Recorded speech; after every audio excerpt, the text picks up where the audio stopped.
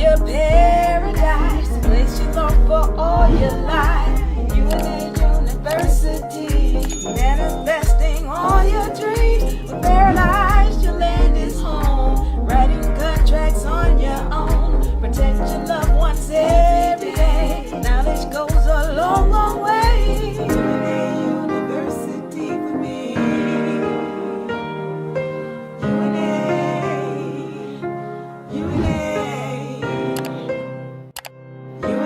University for me. UNA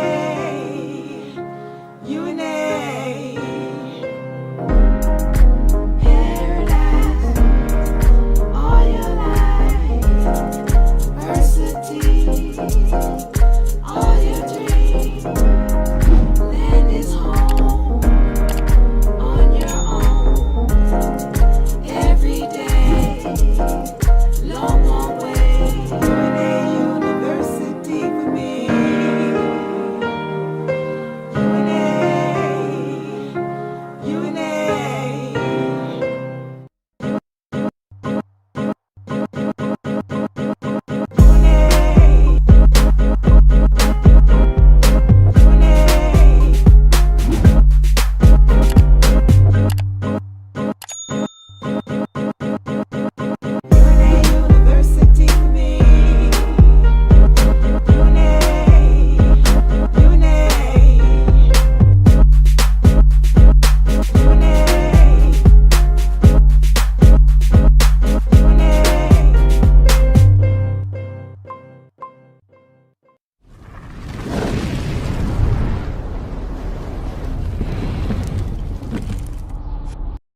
UNA. Welcome to your paradise, the place you long for all your life. With UNA University, you're manifesting all your dreams. I'm yours truly, Diva Lyri. Welcome, welcome, welcome everybody. Welcome, welcome, and welcome. Sing it, ladies, sing it. Yes, yes, yes, yes. UNA. Yeah, welcome everybody. Welcome, welcome, and welcome. I'm yours truly, Diva Lyri, where I am representing UNA Republic, UNA University, United Nations from America, where we help you find your social freedom, financial freedom, and most importantly, your spiritual freedom. Let's go. Let's go. I am so glad to be here with you today. We are wrapping up the summit. I got to come in here and give shouts out to all of the wonderful, lovely, beautiful, wonderful, excellent, intelligent, knowledgeable people that were in the summit. All right, I want to say thank you. Thank you for your support. Thank you for your beautiful energy. It was a wonderful session. I want to welcome everybody. We are broadcasting live on TikTok, YouTube, X, Twitch, and Rumble. TikTok, YouTube, X, Twitch, and Rumble. Tamu.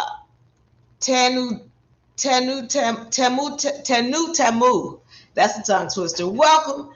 Welcome, Thomas. Welcome, AVM. Welcome, everybody else out there. If you're in the room, say something. Say something. We're going to take this opportunity to, again, wrap up the summit and how that went. Going to go into what's coming up in the UNA University summer season. And then we're going to go into some, whatever you want to talk about. You know, if we want to get into some spiritual questions, I would love to. I've had a lot of questions, a lot of wonderful requests to come up in the comment section. So I thank you guys for responding in the comment section, and I thank you for participating with us here with UNA. Okay, so let's, first of all, y'all know I got to go into some things that we want to wrap up. If you're interested in the membership trust package, okay, this is still available to you. You can find this at unauniversity.com. With it, all of your documents that are needed for your trust, we provide for you. They're going to be certified and sealed. It's going to have your membership badge, as well as your allodial ID. With this allodial ID, it has your spiritual name on it. It has your photo on it. On the back, it has a QR code so that you can access your certified documents or certified copies of your documents whenever you need them. And all you need to do is turn your card over, scan that QR code, and you're going to be able to access your documents quickly. All right. So this membership trust, you can find it at unauniversity.com. Also, the beginner law book, very powerful book. Okay, these have the laws in it that we go through. It includes the universal laws, the hierarchy of laws, the maxims of law. And so when you're talking about any kind of court case, you need to know these. You need to have these. These are very powerful and important. Okay. If you get the physical copy, so you can get the physical copy or the ebook copy. If you choose to get the physical copy, it's going to come with an extra copy of the hierarchy of laws chart, an extra copy of the universal laws chart, and an extra copy of the vibratory frequency chart. We give you extra copies. These are in the book, but we're giving you extra copies because we want you to put them up on your walls, on your mirror, on your refrigerator, so that these laws can become a part of you. All right. That's how you really start walking in law. Also, if you get the physical copy, you're going to get an additional copy of the civilization cycle as well as the societal totem pole. These are very important in understanding what is going on in our system. We actually went over this civilization cycle on last week. Okay, if you didn't catch that session, find us on UNA Republic on YouTube. Okay, find us at UNA Republic on YouTube. So get this law book. You can get this at unauniversity.com. Also, tapping into your supernatural power. Listen, women. Listen. If you really want to understand the things that keep you from tapping into your supernatural powers, get this book. These are things that I asked questions about for the longest, and I had to do my research. And not only did I have to research by reading books and other things, I had to research on me. I had to understand who Diva Lyri is. And I had to put this information into this book because you women need to know. Brothers, this is a good book for you as well. But especially if you're wanting to know what's going on, how we've been lied to in society, and how to tap in, get this book. Tapping into your supernatural powers is very powerful. And I just advise it for everyone. We need to know who we are. All right. So let's get into this. The Trust Summit, I enjoyed it so much. Met so many wonderful, beautiful people who've watched the sessions, who've tuned in. And I thank you. I'm grateful. Thank you for participating. Thank you for enrolling. And a lot of them, they say, hey, Diva, we want to be in the university. Yeah. Okay. And I want to go over something a brother brought up to me later in the session. But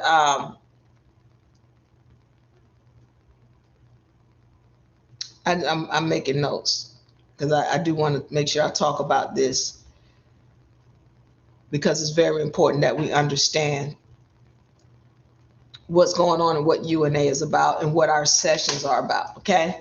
So in the summit, our VIP people, they actually have access to the workbook of the session where we go into, where it deals with all of the things we went over in the summit. So this is a great, powerful book concerning the summit. There's a lot of samples that go with this book. So, we were able to give this to our VIP people. If you're wanting the summit, you can go to UNA University and get that now. But just the energy and the love that was shared in the summit, I am so fulfilled. And I am thankful and I'm grateful for everyone who joined and who took part in the summit. Whether you were VIP or not, you all were all beautiful, and I am so grateful for you. In the summit, so that you'll know what it's about, we had the 3-day session about the trust. And we went into some business aspects concerning the trust and some things that, again, I just can't say it in the open sessions. I just can't say it. That's why they had to join the summit. But in the summit, they got a lot of powerful information concerning the trust, how to set it up, where you're setting it up, why you're setting it up in this place. Okay. And so I was so grateful to be able to share that information, and the students were grateful to hear it. That's what I appreciate. They recognize how powerful the information really was. Once they came into the summit, it was like, oh my goodness, yeah, it's a lot. And I'm going to give you everything that I got if you're ready to hear it. And so they got it in that summit, and I'm so grateful for them again. I can't tell you. I'm going to say that a couple of times before we get out of here, because I'm grateful. And I need it to be said. They need to know how much they replenished me with their energy. So I'm grateful for that. So we went over what the trusts are, what the documents are. We actually got into complex trust, so trust within trust, and how to create systems. Okay. Now, in 3 days, it takes more than 3 days just to get a full understanding and allow the information to become a part of you. But those who went on, we were able to go ahead and construct their trust right there. So those who went on, and they can construct it themselves, or I had some students that went ahead and they came into a private session with me, and we actually constructed their trust. All right. Now, what is the purpose? I need to go into this. Okay. What is the purpose of having the summit or these seminars or these sessions versus just going to get it done or paying somebody to get it done? All right. One of the things that we don't sell here is just packages. If you're going to get a trust from us, you must have knowledge of the trust. The least you're going to have to do is to understand what these documents are, why you're filing them, and where you're filing them. All right. It is not okay to just have somebody to do the trust and you will totally lack knowledge of what the trust is about.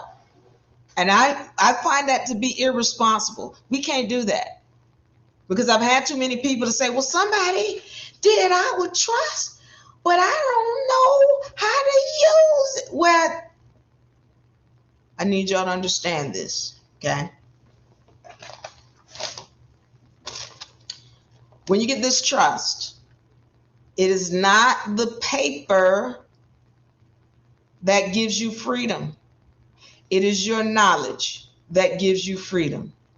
This is a tool that we help you create. But you must have the knowledge of how to use the tool. If this is a gun and you walking through the woods and a bear jumps out and you don't know how to take the safety off the gun, well, you are doomed. Okay? This tool only works if you have the knowledge of how to use it. So this is why we'll have a summit, or we'll have a Back to Basics program that is tied to accessing the trust, not just giving you paperwork, because if you don't know what you're filing and why, some of y'all could end up doing business with jurisdictions and entities that you don't want to do business with. But when you have knowledge, then you know how to wield it and you know how to stand and walk. So that's why we have the summit. That's why we have a Back to Basics. That's why we have the UNA University. All right. So what I encourage you to do is, when we have a summit, when we have any kind of programs we're telling you about, telling you to join them. Because you're going to pay far more. As a matter of fact, the price is going up. Because y'all don't take this serious until the price goes up. I get it. I understand. We already understand that. But for those of you all who are awake and you know the value of what we're doing here with UNA and what I'm speaking about every time I come on and talk to you about trust, universal laws, spiritual science, and all of these other things, take advantage now because the price is going up.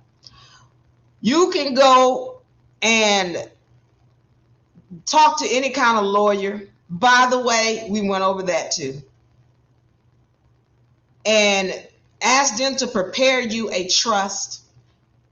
And what's going to happen is they're going to charge you twice as much as what our products are. Twice, if not more than that, more than twice what the cost of our products. And they're never going to tell you how to make sure you're protected on a private level. They're never going to tell you why you file certain things in certain places. They're never going to tell you how to stand as a sovereign, especially a lawyer. You know why? Because they're not sovereign. I'm going to say this again, and I hope you're paying close attention. A lawyer has a duty first to the court, to the bar, and to the state. They are under a jurisdiction, so they're not free. They have no sovereignty. And how do you think somebody without sovereignty is going to tell you how to walk as a sovereign? They can't. Because the minute they start telling you the things that we talk about in our summits and in our university, well, they're going to be disbarred. The court's not going to protect them. They're not going to be able to work. And who do you think is going to give up their livelihood for you? A lawyer won't do that. So again, I say to you, when we have our sessions, join them because you're going to pay. I'm going to get into that now. Welcome, Super.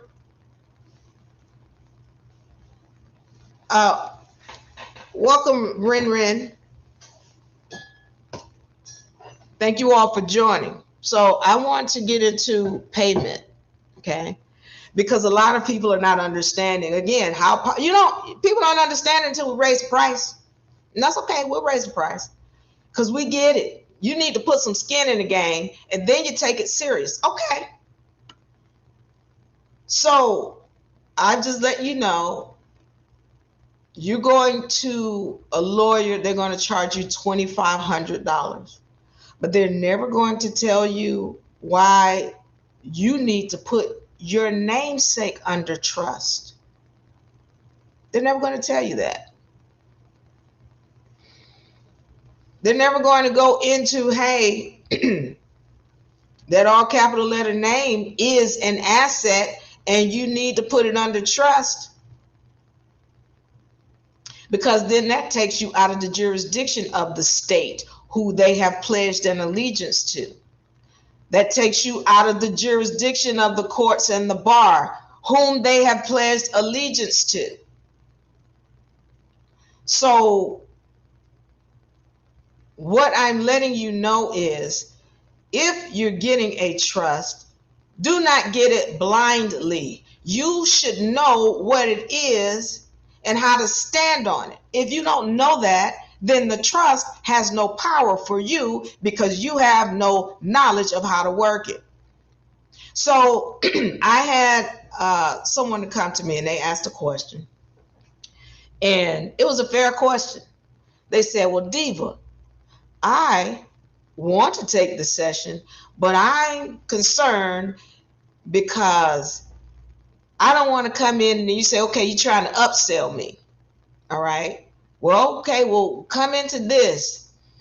And I had to let them know, you're going to pay. So pay attention now, because this is part of your payment. Either way, one way or the other, the way this universe is set up, the way your body, your whole vessel is set up on a payment. Like you put in then you get back. If you don't put anything in, you don't get anything out. Okay, that is how everything works. And so the issue here is we get people who are wanting things for free. Oh, we want the free 99. Okay, understand that nothing is free. Even if you don't have to pay Federal Reserve notes, you have to pay attention. You have to pay with blood, sweat, and tears. So let's understand what I'm saying when I say this. You can pay Federal Reserve notes to get whatever product you have to get. You can pay with blood, sweat, and tears, meaning you're going to put a lot of time and energy into it. You're going to have to apply the information.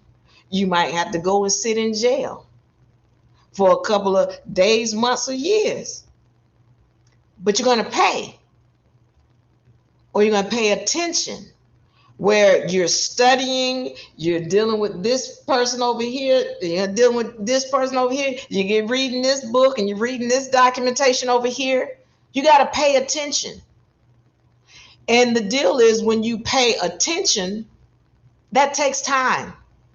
So if you don't have someone there guiding you, then it's going to take you years. Because you've got to go and vet, okay, is this person lying? Is this person telling the truth? Is this person saying the right information? And I got to make sure I understand what it is. And then you still have to apply the information. Okay. So either you're going to pay with Federal Reserve notes, you're going to pay with blood, sweat, and tears, or you're going to pay attention, or a combination of the three. So when you come into UNA, University, for example, you have somebody who is guiding you. You have someone who you can actually ask questions to. On my journey, this is what I found. Because I didn't have somebody to ask questions to, I picked something up, and then instead of following through with it, I'd end up putting it down, and then a week go by, 2 weeks go by, 3 weeks, a month, a year. And this is how I see a lot of people doing out here who knew me 5 years ago. And then they come back to me and they still don't have a trust, because they didn't want to join the university, or they didn't want to hear somebody who had already gone through what they're trying to do. So now here 5 years later, they don't have the basic foundation of protection, which is their trust.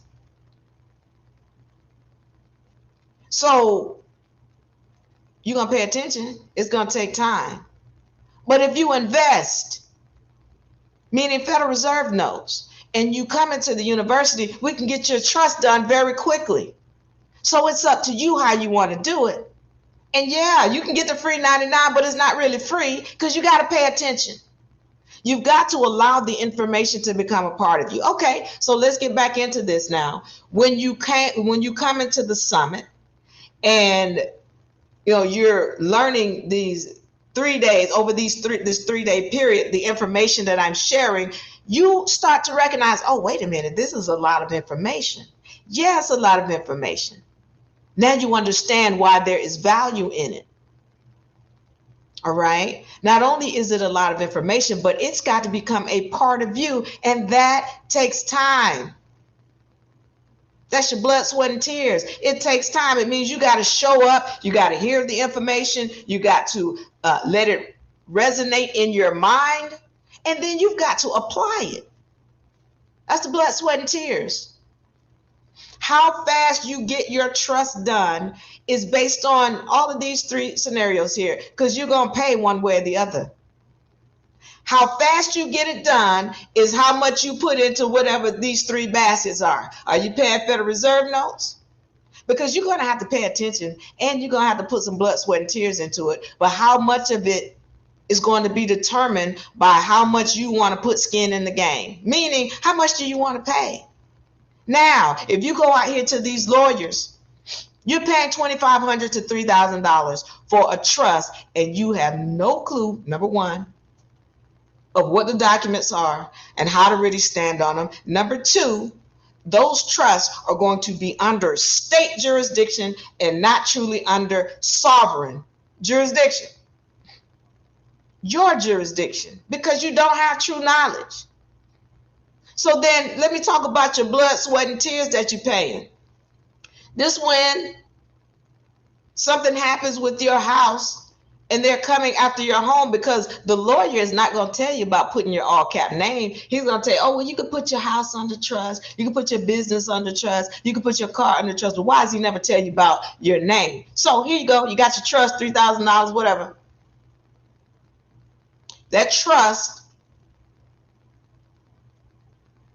is, that house rather, is under trust. However, your name, your all cap namesake, is not under trust. So you put your house, for example, under trust, and you go and get some Social Security benefits, not knowing that they're going to come back and try to take access of that home, because they're going to put a lien on that home. And you think, oh, my home protected because the lawyer said it's under trust. What the lawyer didn't tell you is, because your name is not under trust, anything owned by your name, it can be liened and levied because it's waiting in the wind. Nobody owns it. Or anything that it owns, the state can come after. They tell you that. All right. But these are the things that you learn when you join a university, and you learn better how to protect yourself and how to stand on any documentation that you put on record and why you're putting it on record. Okay. So with that being said, again, you've got to recognize that investing in yourself is worth it. And I get it. There are people out here who are not as honest in their dealings when it comes to sovereignty. And as I told the students there, I'd let them know, listen, if you find UNA and Diva Lyri, it is because you are on a spiritual journey. Because people do not just come across me by happenstance. And I'm glad we're not, because we're not viral. I'm really happy about that. I think that we do get some blocks, whether it be on TikTok. I know we get blocks on TikTok. I told you guys, they stay deleting our videos. And then when you hear the beeps in there, it is because that's the only way we can get the video up to you, because the bots or whatever they're doing are constantly seeking out our videos and then deleting them as soon as we put them up. So we got to, take them down and beep them and redo the wording on there so that it can pass by, so that we can get the information to you. So we get blocks, and we're okay with that, because those of you all who are supposed to see, you're going to see, and the information is going to find you. All right. So welcome.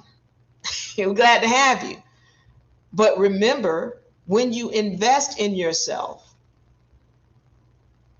okay, then you can get this information, and it can become a part of you. I tried to give this information away for free. I tried.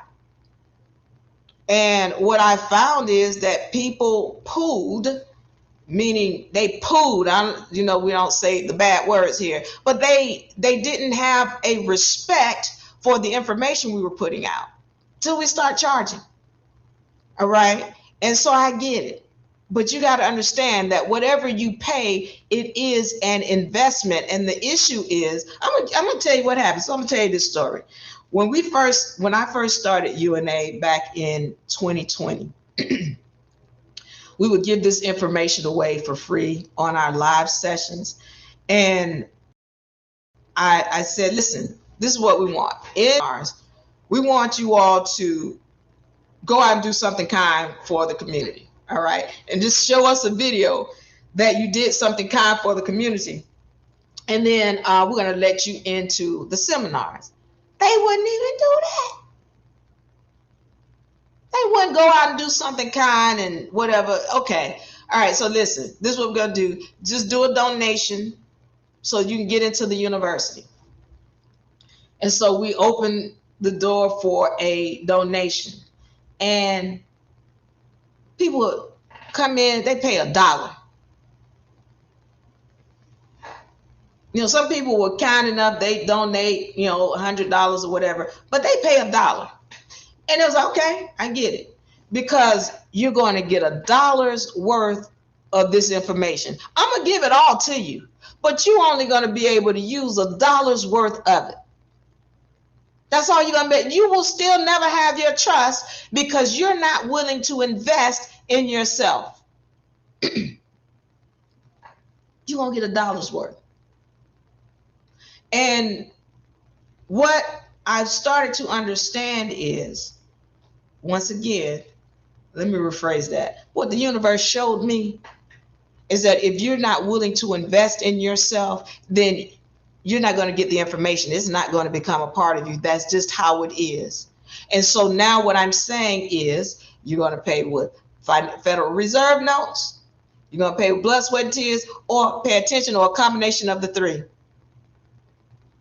And that's what our students do. They're paying a combination of the three because they still have to pay attention. They got to show up in class. They got to participate. They got to turn in the assignments. They got to pass the test. That's paying attention. And then they've got to apply the information, meaning they got to go to the county, or they got to go to the federal court. They got to go to, the UPS or USPS store and deal with the clerk. They've got to apply the information. But they know they're getting good guidance. They know they're getting good guidance. They know that they have somebody who they can ask questions to. Okay. And so when someone is asking me, okay, well, I don't want it to be a situation where you're upselling me. We don't care to upsell you. The issue is that, first of all, if you're wanting to get a trust, you need to have knowledge. We're not going to just give you something and you don't have knowledge, because then you're going to say, well, they didn't do, I still ain't free. We don't care for you to have our product at all, because we're not here for your money. We're here for you to gain the knowledge so that you can stand. Right? So if we're giving you a product, we want to make sure you have knowledge, because otherwise, without the knowledge, then all you're going to say is, well, I got this from UNA, but no. Our people know. When you get that trust, you're going to know what it is. Now, the other thing about being a part of UNA is that now you get to be around people, other people who are walking the same path as you. In most cases, your family is not on the same path. They're just not. You can tell your mama, your sister, your cousins, oh, we need to be on the trust, and we need to know this information and that information. And they're going to look at you like you're crazy. They're going to tell you, oh, all that's sovereign citizen stuff, because they're not ready. You need to be around people who are on the same spiritual path that you're on. And you cannot force people. That's against the universal law, right? If they have let you know, I'm dead, because that's what they're saying. If they've let you know that, then it's against the law for you to keep trying to force your opinions on them. You have to let them be where they want to be. But if you want to walk with others who are walking in the same path that you are, UNA University, UNA Republic, all right, that's where you need to be. You're going to have people out here, and I talked about crabs in a barrel last week, okay? You're going to have people out here who are going to make you feel that you are so dumb. They're going to tell you, oh, you getting scammed, or they're going to tell you all of these negative things about finding your sovereignty and learning how to stand in the private. They're going to tell you you're crazy. And what you have to recognize is that's beating you down. That's going to drag you down spiritually, emotionally. Keep hearing that, to continuously keep hearing people tell you crazy, or downplay or down talk the things that you're doing in your spiritual walk. It drags you. And that is when you have to recognize you're in a barrel. They're trying to pull you back into the barrel because you that crab trying to get out. You're that crab trying to find that spiritual walk and trying to stand in your sovereignty, walk with God, or whatever it is. That's you trying to get up out of the barrel. Because you see something is not right about this. They keep telling me to vote for Democratic or Republican. They telling me to do this, and something's not right. They keep telling me about the Bible, and the Bible is this and this. Something is not right. And then when I try to go ask the preacher talk bad to me and try to make me think I'm crazy for asking the preacher questions. I go to the county and I try to ask them questions. They tell me they can't give me legal advice when I just want to know what it is. That's people pulling you back into the barrel. So for those of y'all who are not aware of the crabs in the barrel mentality and what that is, what happens is when the fisherman or whomever it is that goes out to get the crabs and they're in this barrel, there are always these crabs on the top that are trying to get out, and they almost get out. They like, oh, I'm ready to get out. And then another crab tapped them on the shoulder, boop, and pulls them back into the barrel. That's the crabs in the barrel mentality that you hear people talking about.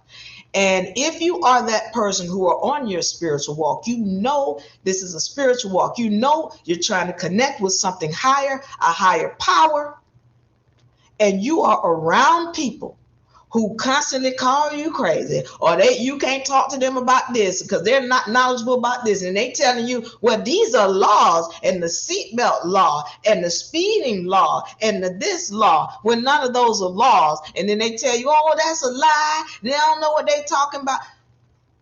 Those are crabs.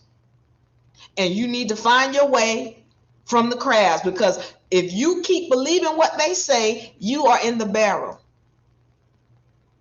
Okay? We're not in the barrel in UNA because we know how to do research. We know law. We have applied it. Our students have applied it. Our clients have applied it. We have success. So if you are sick of the barrel and those smelly crabs, I advise you to be willing to pay, whether it be Federal Reserve notes, blood, sweat, and tears, or attention. Pay attention, because you're going to have to pay one way or the other. And the faster, or depending on how much you put in these barrels, that's going to determine how fast you get your trust, how fast you learn how to walk in sovereignty, and how fast you get a true understanding of what laws are. Okay? So I am so grateful again. I told you I'm going to say it again. I'm going to say it again and again. I'm grateful. I'm grateful. I'm grateful. The summit was beautiful. And just meeting all of the people that I met in the summit, again, just rejuvenated me in so many different ways. Okay. So let me just say this. We do have the summer season coming up. Okay. So we had a lot of our people in the summit saying, hey, Diva, I'm joining the summit, the seminar. They want to join the summer season. Why? Because they're recognizing everything I just told you. Okay, I can give you all of this information, but for it to become a part of you, it needs to become repetition. You got to invest in yourself. Okay, so they came to the summit, they have everything they need to know, but being able to apply it is a different story. Okay. So we can get you your everything quickly. But it also depends on how much attention you're ready to pay, how much blood, sweat, and tears, and how much Federal Reserve notes you're willing to put in, okay? So I just want to make sure I say that, because we're not here to upsell you. Everything takes time. Also, you got to recognize there's so much going on, because it's not just about getting trust. It's not just about getting your paperwork. I need to say this. It's a mind shift. You all were in school first, second, third, fourth, fifth, sixth, seventh, eighth, ninth, 10, 11, 12. University, masters. You all have been in school for all of these years where someone has shown you how to be a good slave. And now you've got to act like a god when you are coming from a slave mentality. You got to have a mind shift, because some of us still are walking around afraid, thinking we got to ask permission. Well, I need to go to the court because I want to change my name. And I got to ask the judge to sign up. You got to come into the university to understand what your true power is. You don't ask something beneath you to give you permission to be the God that you are. It's a mind shift that needs to take place. And that don't happen over 3 days. That don't even happen over 3 months. It's a mind shift. You've gone through more than 12 years of somebody teaching you how to be a slave. And now you've got to come out of that mind shift. You've got to come out of that mindset, and it takes time. Okay? So that's what we teach you how to do in the university. You've got to see what your powers are. You've got to see why you have the right to do what we're teaching you that you have the right to do, because it's not just enough to say, oh, I got this trust. I'm free. I'm free now. No. Why? Do you know why? Do you know what this is? Do you know what the power? Do you know what the power is within you? Yeah. You got to come into the university. Nobody's trying to upsell you. You're going to have to pay one way or the other. And if you're with UNA, we're going to get you there. We're going to fast track you. I can only do so much. You've got to be willing to invest. All right. Let me answer some questions, and then I'm going to get into what we have coming up for UNA. Super says, hello, Diva. Checking in. Jade Michael. Hey, Jade. Jade was in the summit, and Jade won a free consultation. So I'm so excited. D So Long says, hello, this is OC Sorrell. I got that email earlier. I'm on it. All right, let's go. Hello, Miss. I am Miss Love. Yes, you are. A more welcome says, I have a trust, but no one said anything about putting your name on your own name under trust. All right, Amor, come into the seminar or have a consultation with us. You can go to UNA University and you can get a consultation or join the university, whichever you're wanting to do. But listen, okay, our goal is to make sure you have knowledge. UNA, United Nations from America, is a nation of nations. When you establish your trust, you are a nation. You are your own nation. And so we want you to have the knowledge of how to stand as a nation. In order to do that, you've got to be willing to learn and invest in yourself. And it takes time. It's not going to be done overnight. It's not going to be done in 3 weeks, 3 months. It might be 3 years. It might be longer than that. But as long as you walking with us, let's understand you walk in abundance. As long as you're willing to invest in yourself, let's understand it is always going to come back, always. If you put out the energy with love and you know that all it is an investment, the universe by law has to send it back to you when you put it out with the right energy. All right. Kawhi, thank you so much for the love.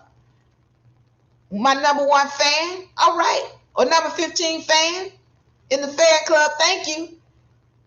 Rushia, welcome. Rushia says yes. All right, Rushia. Know who you are. That's very important. Thank you. Let me be very careful. Ren, thank you. Uh, Tanu Tamu says, how much? Go to the UNAuniversity.com and there you will be able to see the cost of all of our books. Doggone it, I did it. I tried not to do it. Hold on. All right. And if you have questions, I'm going to go over another thing here. If you have any questions or comments, I want you to put them in the comment section so that we can get to them before we get out of here. Okay, so again, this trust summit was concerning trust, okay, and making sure that you know the whole deal around trust and how you use them and how they apply and help you. Now, one of the things that I also am getting ready to go over is the UNA University. My students, oh, I love y'all. Love y'all, my students. Hello. They are the Diva. When we start back up for the university. And this is what's great. You know, what I love about my students and the people who attend our summits, they're like, we want more. And I want to give you more. All right. And so we go year round. We have university sessions year round. Okay. And so in this university, we do have different sessions each year, and we're going to go into some of that. But yes, we do have our summer season, and I'm excited about it too. I'm gonna say this, you know, I when I was in school, I went to school year round because I wanted to learn. And I remember I would go to summer school every year. So we, you know, from what do they call it? From beginning in ninth grade, I think it was, to all the way up sophomore, senior, I always went to summer school. So what happened is, because I went to summer school, here's my goal. Let me say this. I gotta backtrack. Okay. I wanted to go to MIT, Massachusetts Institute of Technology. Okay, that was my goal when I was in high school, Massachusetts Institute of Technology. But when I got into my first year in high school, I didn't do everything I was supposed to do. Right, I was messing around, so I didn't get the grades. So I was like, okay, this is what I'm gonna do. I'm gonna go to summer school every year, even though I enjoyed going to school. But my whole deal was, let's go to summer school, and I'm gonna take all the hard classes, and then I'm gonna in my senior year, my plan was to take easy classes and get all A's so I can boost up my GPA so I can get into MIT. So what happened was, I'd go to summer school every year, and instead of me being able to do what I expected to do, by the time I got into my sophomore year, they called me into the office and they said, you won't be going to 11th grade next year. They said, you're going to have to go to the 12th grade next year. You're going to have to graduate a year early. And I was like, what? Excuse me, why? And they said, because you have too many credits. You got too many credits. So you got to get out of here. The only way you can stay is if we get a notice signed by your mother. Y'all know the game, right? Okay, I got to tell you guys. See, I didn't mean to go that deep into this, but I'm going to tell you what happens, okay?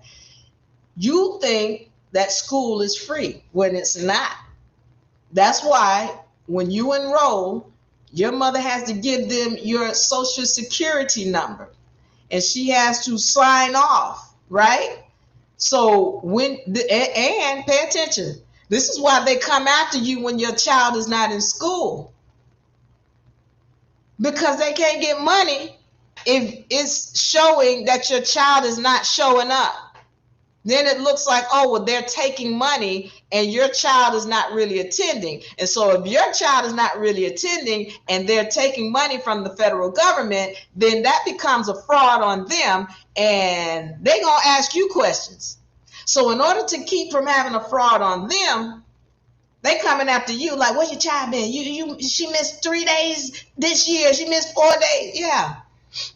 Because they'll get in trouble if they're taking money and your child is really not showing up. Okay, I'm sorry. Y'all know I dive deep. So let me back up. Let me back up. Okay, so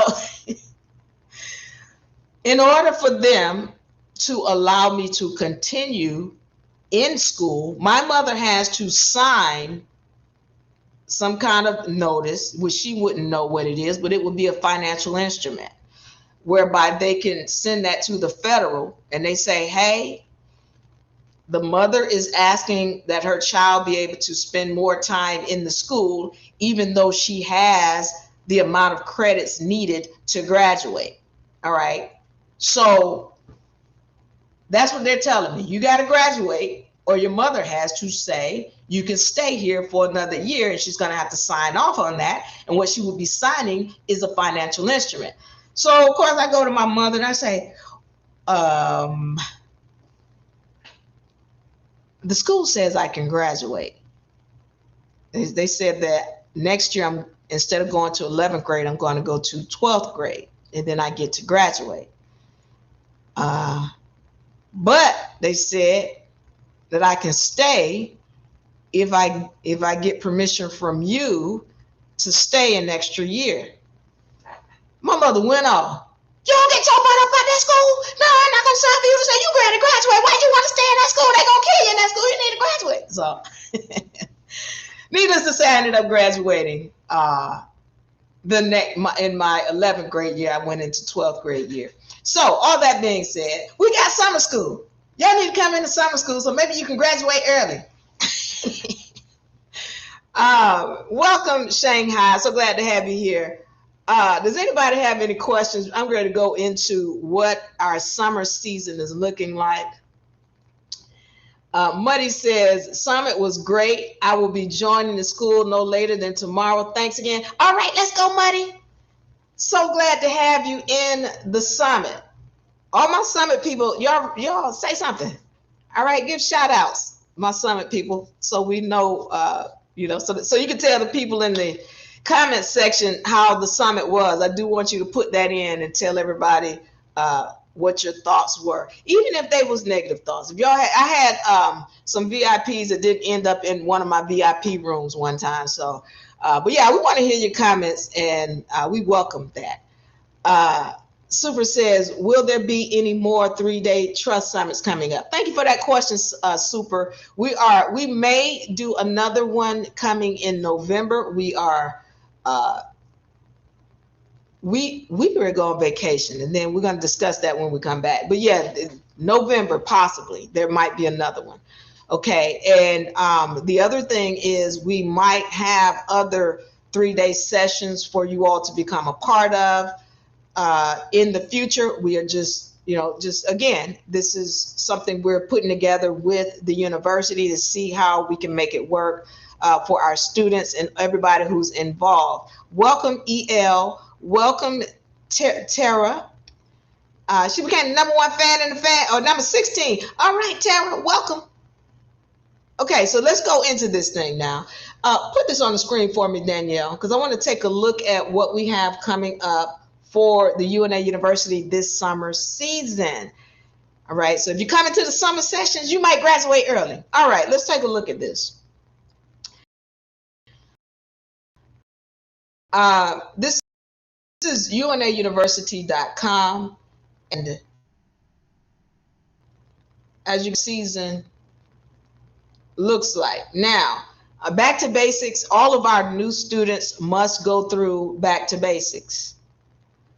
All of our new students must go through back to basics. Back to basics takes you through anything you've heard about sovereignty, and this includes the trust, this includes the Social Security or actually the number taking over your social security number, the birth certificate authentication, the what is the other thing that we do?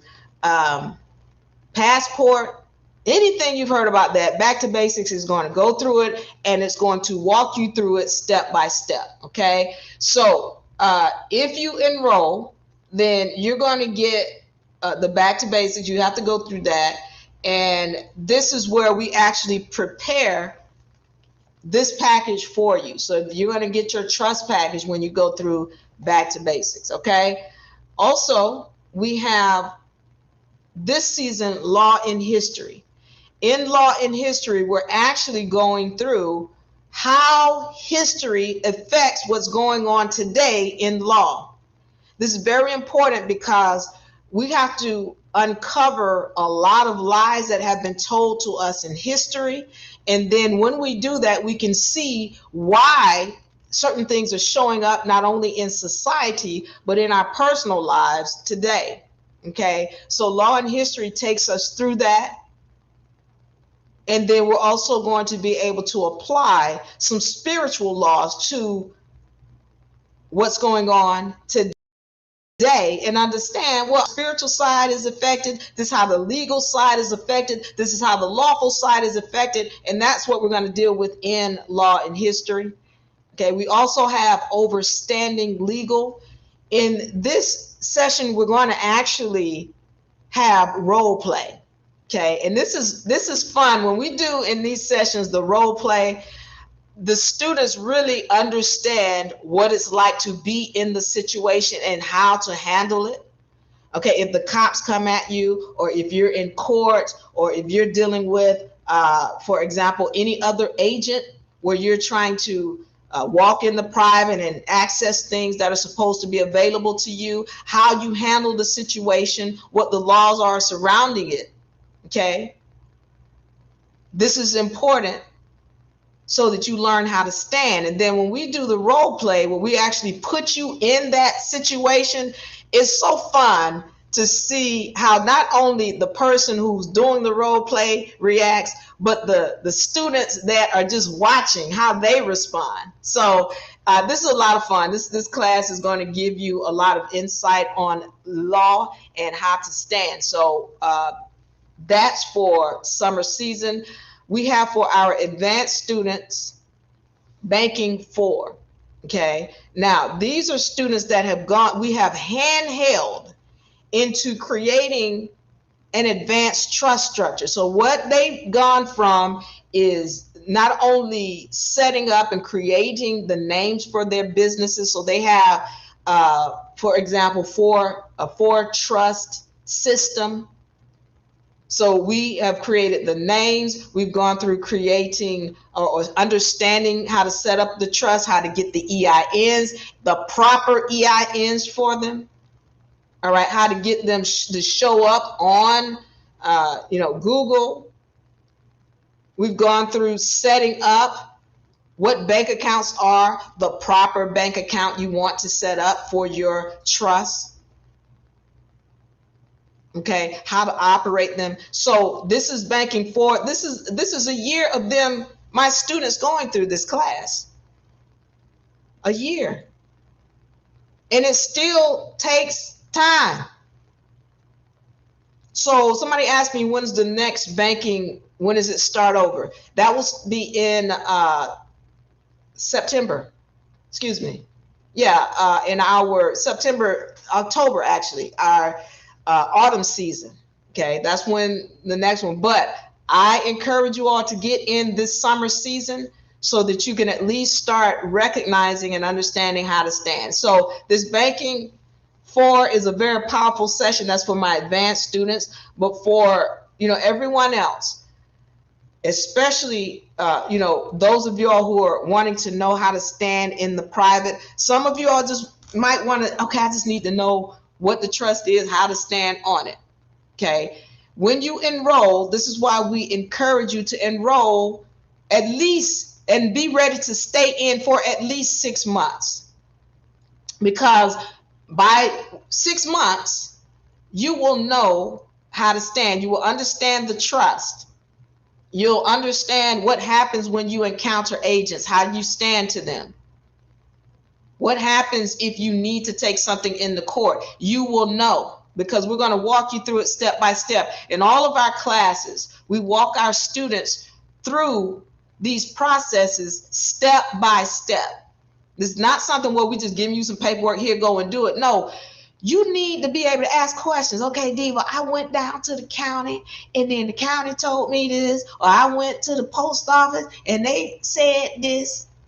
I went to the federal. You need to have somebody on your side so that when you go out and attempt to apply this information, if something happens, you got somebody who can give you some answers so that you can move around it and don't just put it down and then it just sit there for days, months, years, okay, decades. Let's get it done. Okay, so this is our, once again, summer season 2026. I invite you and encourage you to become a part of it. If you're truly wanting to learn how to stand, let's go. Let's go. Tara says, thank you. Thank you. Muddy says, yes, I need that structure. I have so many ideas. I got my whole life ahead of me. Can't wait to get to work. Let's go. Who else, if you have any other questions or comments, put them in the comment section. Thank you. Thank you, Danielle. Put them in the comment section so we can get to them before we get out of here. All right. I want to talk a little bit about Diva Lyri. I don't go a lot into myself because I get to talking about this information. I'm like, let's go. And if you do have any questions about me or my background, let me know. I'll be glad to tell you. Okay. So I'll tell you about my spiritual walk. I had this guy to call me. He said I was what did he call me? Oh, he called me a doctor one time. As he's trying to critique my information based on molecular structure, right? He's like, this young lady is a doctor. All right, I'm not a doctor. And I don't try to put any letters behind my name, okay? A, B, C, E, F, G, all those letters. Okay, I know what I know because I study. And I'd be glad to stand with any doctor toe-to-toe on anything that I've said. I'd be glad to. I'd be glad to stand with any people or board or whatever based on the information that I say. I'd be glad to. As a matter of fact, right here, this is my dissertation. Right here. And I don't have to go before any board to say this, because everything inside of my dissertation, you can go and look it up for yourself. But I'm not a doctor in the sense that I use their letters behind my name. I'm a diva. What does diva mean? That means a female god. I just want that to be clear. I am also that prima donna. Yeah. Because you know how they have this term diva associated with people who give a hard time. That's me. Yes, if I have in my mind and my vision what it is that this image is supposed to look like, I'm going to not be agreeable if it's not the way that I say it's supposed to look. I'm not going to be agreeable. I'm going to let you know real quick. Diva, that's what I am. Yeah. Also, I do sing. If I got to hit the opera, I'll hit the opera. But anything concerning diva, yeah, I'll say that. I'll take that. But I want to talk about my spiritual journey and how that came about. In 2008, there was, I just remember this so clearly. There was the mortgage crisis that came up. And around that time, or a little bit before that time, I remember I had turned the TV off. I just stopped watching TV. I didn't want to hear anything about the news. I didn't want to see anybody's programming. I just shut it off. And the moment I did that, this flood of information started coming to me. I mean, just a flood of, you know, anything concerning even law and legal and understanding. It's just a flood. And then I just wanted to learn more and more and more. I wanted to learn. I wanted to know.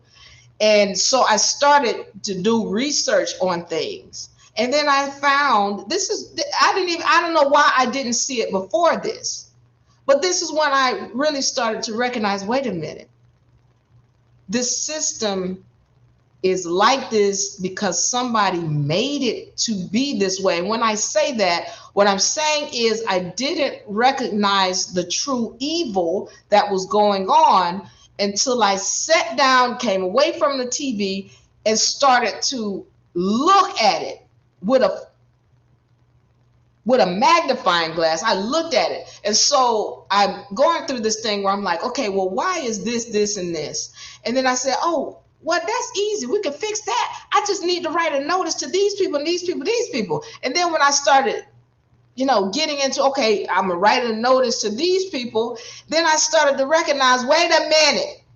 How can these people not know these things that I found? How can they not know? They got to know. And then this is when it was like, oh, wait a minute. If they know, that means they're being paid to ignore whatever these issues are. This includes the housing issue. This includes the fact, you got people who don't have money to pay for whatever. All of this stuff, it just started to come into my psyche where it's like, oh my goodness, how did I not see this?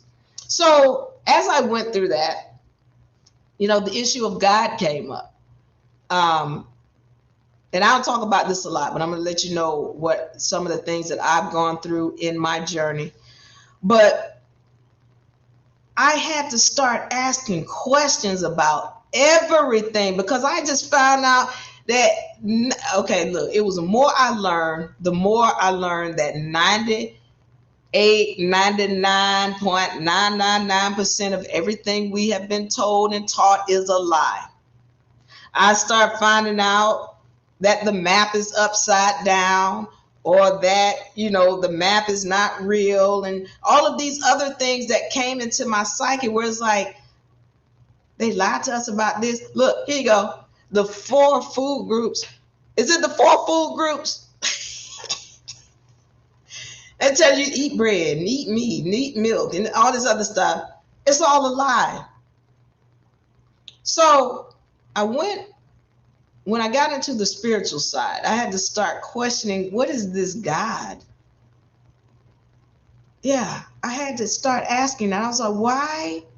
How can I be over here and I'm eating healthy and I have, money to do this and that and that, and then the children are starving in Africa?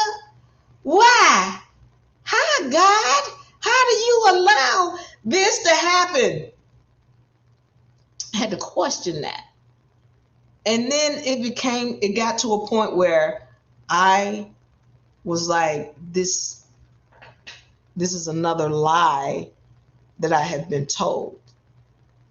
So pay attention to what I had to learn from that. So I went into a mode where, okay, I got to let go of this God thing. And I let go of it in every way. I was like, it doesn't exist. They lied to us. And I became atheist, right?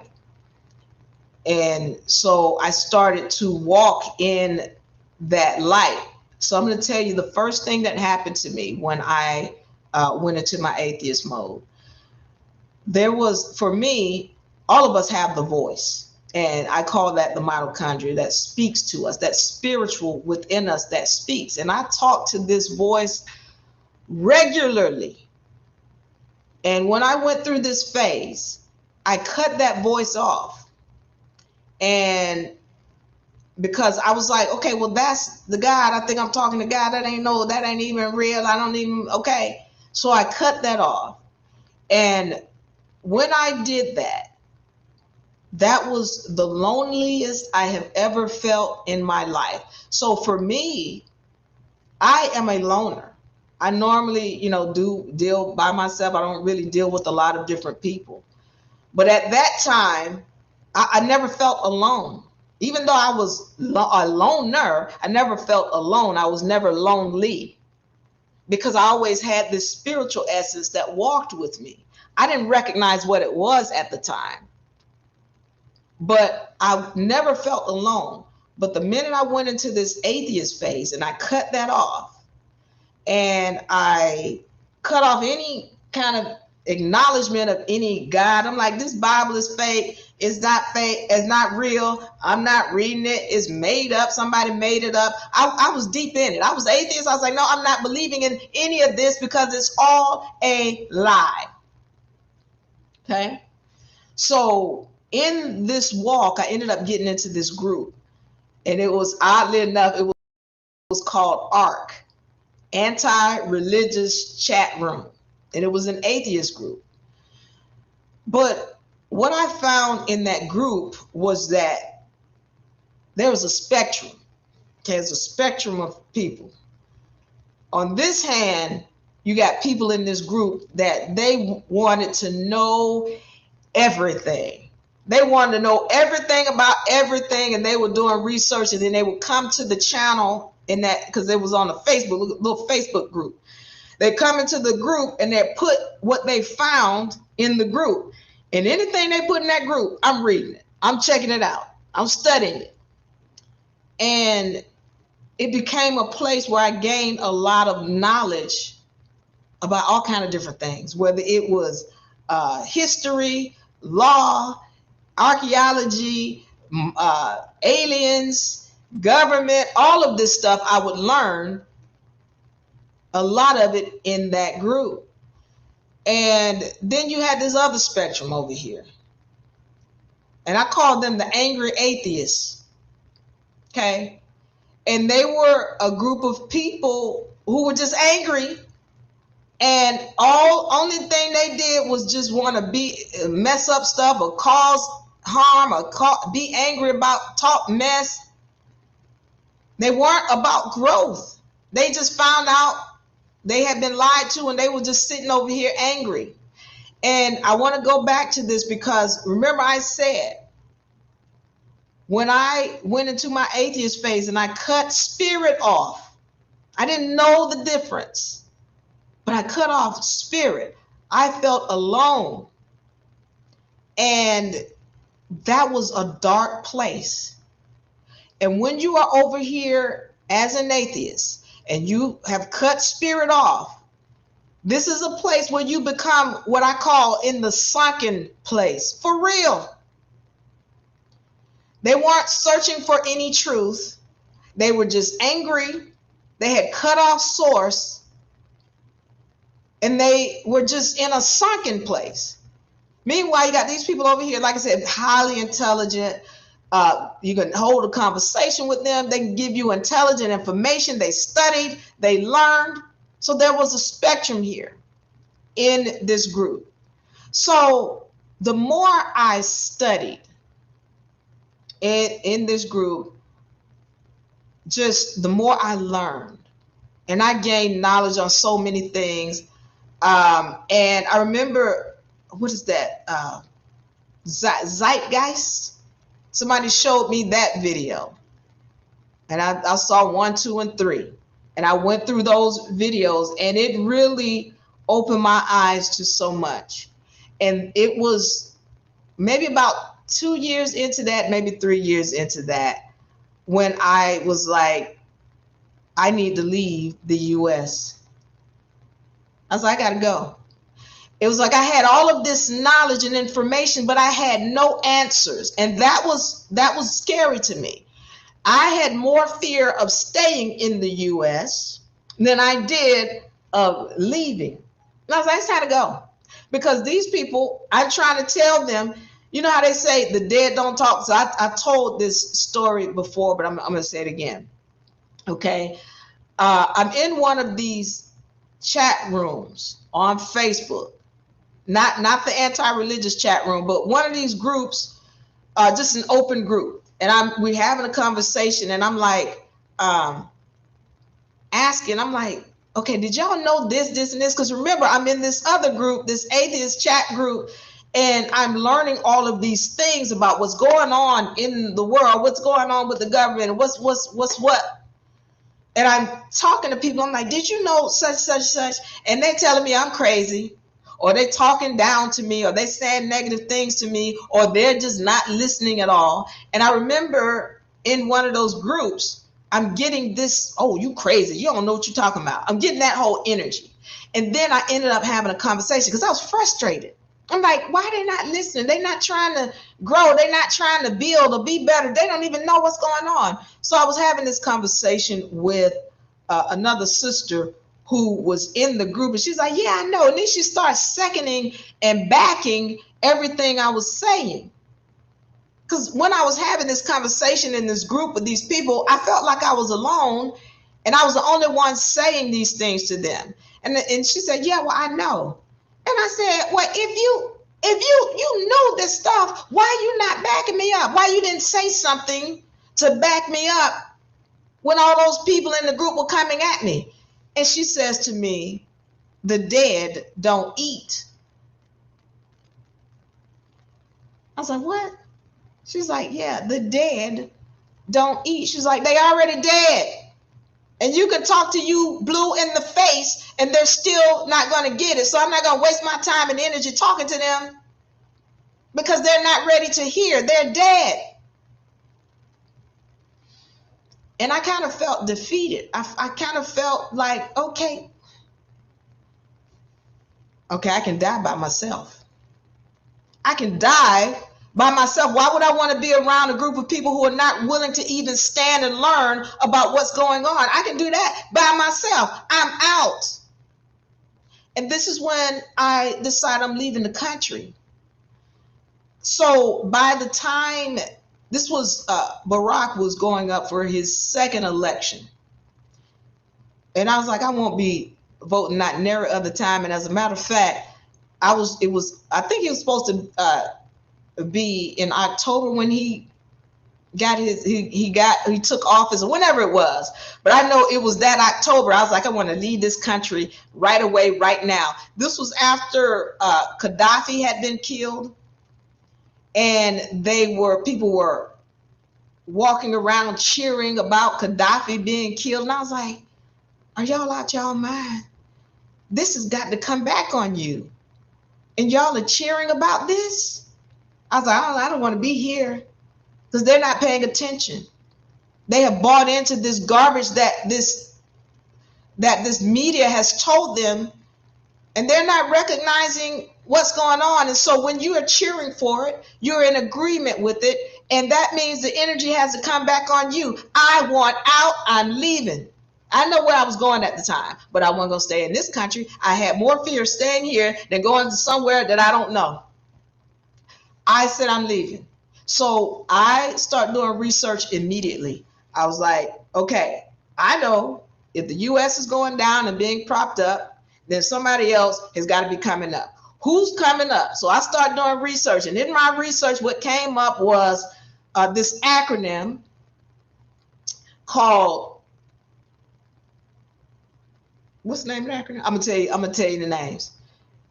Brazil, Russia, China, India, BRICS, BRICS for South Africa.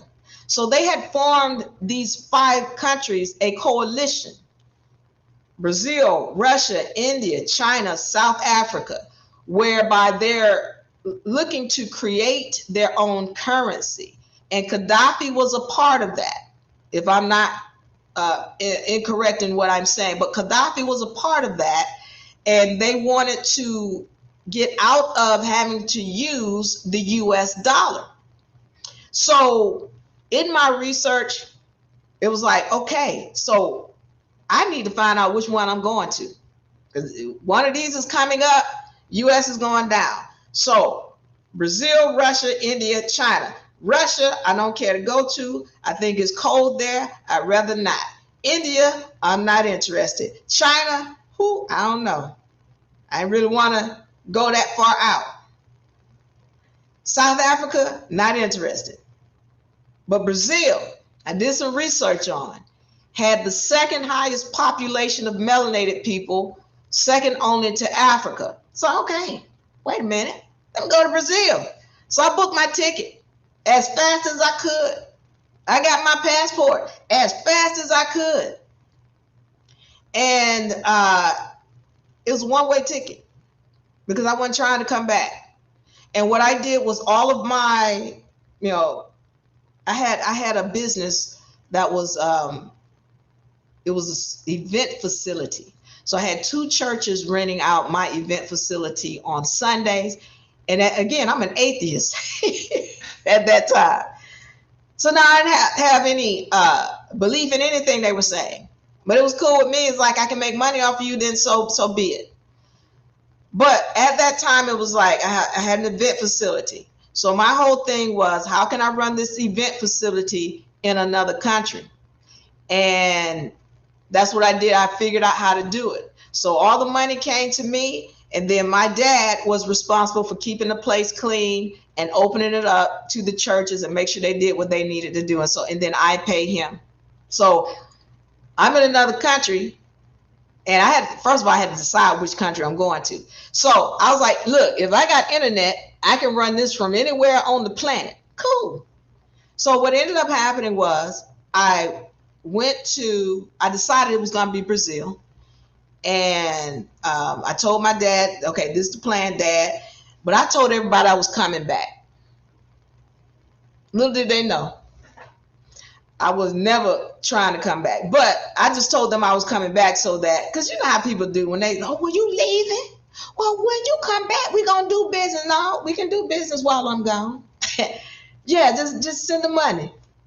So I told them I was coming back, but I had, and the way that I had run it, I was kind of giving away things. I was giving away a lot of stuff.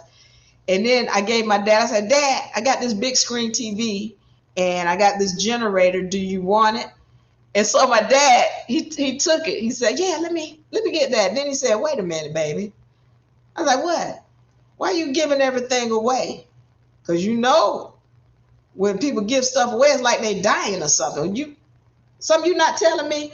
And I was like, no, Dad, I just want to give it to you because I don't need it. You can have it. He's like, okay, baby, thank you. I'll take it. So, at any rate, my dad, I gave away a lot of stuff. And just to prepare myself, because as far as I was concerned, I didn't expect the event facility to keep running for that long at all. All right. I was like, this is gonna be down in 3 months. I'm gonna just keep, running off this little bit of money until I get myself established in these other countries. Now, for me, I'm good with going anywhere because I know how to take advantage of opportunities. So when I get to a place, I want to see what people need. I'm gonna, what do they need that I can offer? That's how I operate. So I'm going down there because people ask me, did you have a job set up? Did you know anybody? I didn't know anybody in Brazil. I did not have a job set up. The only money I had coming was from my event facility. Okay. And so for me, my deal was, I don't want to have to deal with another US dollar. When I left this country, I was like, if I never see another dollar again, I will be fine. Because I know how to see what people need and then offer them what I can do. It's never for me to be working for somebody. That is just my mentality. So what ended up happening, after I booked my ticket and I was ready to leave, I had said that I'm going to Brazil. Again, I set everything up where my dad was the one who handled the facility and the money came to me. And, other things had to be prepped. So at this time, for some reason, my mother decides she wants to have a family reunion later that year. Cool. So we having family reunion sessions or meetings so that they can get the family reunion set up. So we had a family reunion meeting. And I remember my cousin was there who never comes around. She, they talked about, the little whispers, like, she and her new religion. She and that religion over there. So I didn't know what it was. I just heard the little whispers. I didn't pay it any mind. But when she came to the reunion, she says, we're talking. Actually, we're just sitting there watching TV. And on the TV, it comes up about Russia and China fighting with the U.S. Remember, this was in 2012. And Russia and China was really going against the U.S. And I had known about this. Like, research was saying that either Russia or China are going to kick off in the United States butt. Okay. And so anyway, I'm looking at this. I'm like, yeah, I've been studying that. And she's like, yeah, that's in the Bible. Remember, at this time, I'm atheist. And I'm atheist. And you can't tell me nothing about the Bible that's going to make me want to read it. At one point, you couldn't. 5 months earlier, had she said that same thing to me, I would have thought, oh, she crazy. But remember, I had gained all this knowledge. And at this time, I'm getting ready to leave the country. Okay, I'm ticket booked.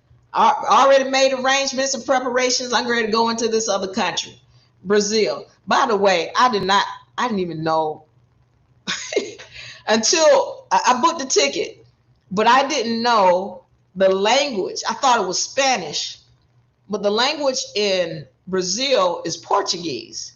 And I was like, oh my God, okay. I still didn't care. I'm leaving. I'm going. I don't speak the language, but I know numbers. Okay, and everything is about business, so I'm ready to go down here and do some business. But she says to me, when we see this on the TV, that is in the Bible. I said, show me. Had she said that 5 months earlier, I would have backed off because I wouldn't have been ready to hear. But by this time, I have already booked my tickets and I'm leaving this country and I got all this information, but I have no answers. And it's like, I will look anywhere at this point. And by the way, in this atheist group, let me say this real quick. There was this guy who I was talking to and we were having this conversation. And he said, you need to read the Bible. And let me tell you, when he said that, I was like, wait a minute. Because we having this conversation, I'm going in. These people out here, they are very disrespectful, and they are fraudulent, and they're trying to get over on the people. And he said, in the conversation, he said, yeah, you need to read the Bible because... And then I had to scroll back up. I'm like, wait a minute. Is this the anti-religious chat group? I'm scrolling to the top. Okay, anti-religious chat group. And I scroll back down. I was like, brother, I thought we were having a real conversation. And you talking about the Bible, the fictitious Bible? How you telling me about that? And I went off on him, right? He's like, listen, now listen to me. Because the reason why I kept talking to him, because he's highly intelligent. The guy in the anti-religious chat group, highly intelligent, one of the people who put information into the group. And that's why I was talking to him in the first place, because he was one of those highly intelligent people. And he said, listen, I am not saying I believe everything in there, but there are clues in the Bible. They're keys. All right. So just take some time to read it. I ain't reading that Bible. You can forget about it. I won't be reading. Okay. So I was trying to be slick. There was another guy in the anti-religious chat room who had lost his wife to a cult. They took his wife and child. And then when you get in a cult, anybody who's outside of the cult, they won't let you communicate with. So this guy teamed up with the FBI so that he can try to get his wife back. And so he had to learn the Bible. And of course he was a atheist, but he had to learn the Bible and the Bible verses and all that so that he can try to go in and infiltrate this group so that he can get his wife back. So, any rate, I felt like, okay, I'm gonna lean on him to give me some answers and clues about the Bible. So anything I want to know about the Bible, I go to him. Hey, let me ask you this. I need this verse on the Bible to deal with this, and this. And he give it to me, right? And then also, what's that guy's name? Jordan Maxwell. He went into the Bible and spoke on some things about the Bible as well. So that's where I'm getting my information about the Bible from. Because I was like, I'm not reading it. Forget it. I'm not reading the book. And so here I am at this family reunion meeting with my cousin, and she says that's in the Bible. And at this point, I was desperate for answers because I'm going to leave this country. And if you can tell me, if you can show me how this is in the Bible, I want to hear it. I want to see it. Show me. And so we get to reading the Bible. She's like, okay, right here, we're going to turn to, we went through Deuteronomy and a couple of other ones, but one of them was talking about the United States. It didn't say the United States, but it talked about a nation that's represented by an eagle. It had the colors in there. Now, they called the colors crimson and violet and white, but crimson is red. Violet is a blue.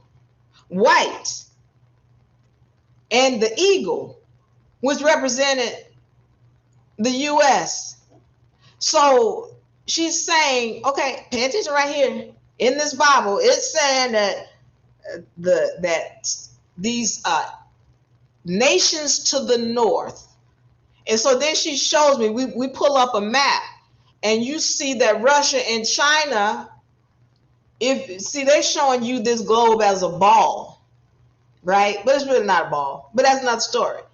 But when you look at it, it's showing that Russia and China are to the north of what's known as the U.S. or the United States of America or North America.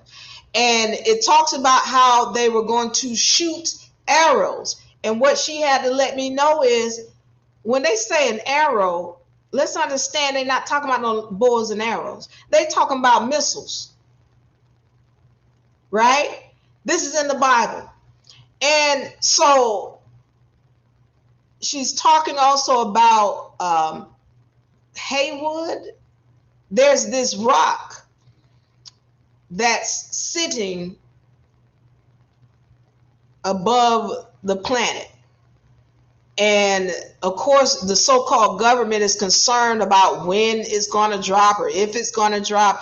And there were movies out about it where these cowboys, or I don't know if it's cowboys, but these guys who use, for example, this is one of them. I think there are a couple of movies out like this, but where these guys went up to try to stop this asteroid that was about to hit Earth, and they had to drill through it and put some bombs in it to split. Okay, so that's talked about in the Bible as well. And she's showing me, okay, the Bible is talking about all of these things you have studied. And this was the first time when she reintroduced me to the Bible. Okay, all of us grew up in church. Most of us melanated folk, we grew up in the church. Okay, we were indoctrinated in the church, but we didn't really know what the Bible was. And one of the things let me tell you this. Okay, so I'm sharing with you, my journey and how I got here. But when we were reading the book, so many things in this conversation I had with my cousin came up that really helped me, because again, I'm ready to leave the country, and I needed this before I left the country. But she says, listen, let's read this. Okay, this one, I think we went to Deuteronomy, and she started reading, and I'm just giving you my synopsis of what I remember. In there, it says, there's this entity speaking, and it says, my people have been pillaged, and everybody who has pillaged my people, I'm going to come down on their heads without any kind of mercy. Um, 1 second, cuz hold up. Who, first of all, who is this entity speaking? Who is its people? And why is he so angry? Okay. And so she says to me, Lyri, because she don't know to call me Diva, it's Diva, cuz. But she says, listen, this book is about melanated people. They're making you think that these are Albions in here that it's talking to. This book is about us. That's what she said. Okay. And so she said, this is Yah. Because, by the way, she calls herself a Hebrew Israelite. Not necessarily with the Hebrew Israelite group, but she calls herself a Hebrew Israelite. But she said, this is Yah talking. And his people, I'm not going to tell you, I'm going to show you who his people are. And then she goes in to tell me about Jacob and Esau and who the real Jews are. We had a conversation that day. So, any rate, in it, this is when and then it started. I was like, oh, this is not the God they told us about. This is a different God. This God makes sense. This God is angry. I like this God. This God is like, I'm not playing with you peoples. This made sense to me. So then I bring up to her, I was like, look, what about the starving people over there in Africa? And, how is that? I don't understand that whole connection with us and God and all this, because I don't understand why God would let that happen. She said, you got to understand that it's not for you to be trying to save them. They are getting a return of their energy. This is the first time I heard that. She said, they are part of the people who helped us to be enslaved. This goes back to the story in the Bible where it talks about the Israelites and how all of the nations around them, including their cousins, would come against them. And so when she said that, there was okay, I need to rethink this. All right? Because it's not that God did this to them or anybody for that matter. They are gods. And they're getting a return of the energy that they put out in their next life. She's like, okay, you got to understand, yeah, it was years and centuries ago when people were enslaved, but who helped them get enslaved?